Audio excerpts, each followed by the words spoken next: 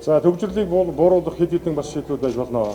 Ялангуяа одоо жишээ нь дугаарыг хязгаарлалтуудыг бид нар эхнээс нь хийж зохицуулах гэж байна. Нийтийн тээврийг бол одоо бид нар бас онцгой анхаарах хэрэгтэй. Ялангуяа Улаанбаатар хотыг А, Б, С гэсэн бүсэд гурвалсан бүсэд одоо бас хуваарлах энэ одоо асуудал бас яригдж байна. Ер нь иргэд маань өөрсдөө их эсэргүүцдэг. Ялангуяа Б, А бүс, Б бүс, С бүс гэж асуудалд хуулийн дагуу хандаад ирэхлээр эсэргүүцдэг.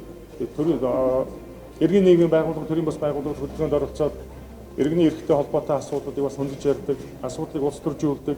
Эргээд өөрсдөө бид ч гэсэн бас энэ хотын иргэний хувьд хотоо төвжирлгүй байхын төлөө, хотоо утаагүй байхын төлөө, хотоо бас ногоон байгууламжтай байхын төлөө, хотын нийтийн тээвэр орчин үеийн одоо шаардлагад нийцсэн ийм одоо байхын төлөө бид нар бүх зохицуултыг хийж ажиллана.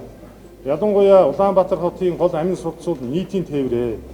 Нийт гэр хорооллын иргэдийн 50% нь нийтийн тээврээр зорчиж байгаа. Өглөө 7 цагаас 9 цагийн хооронд 2 цагийн хугацаанд нийт давхцсан согоор бараг 735 мянган иргэн зорчдог.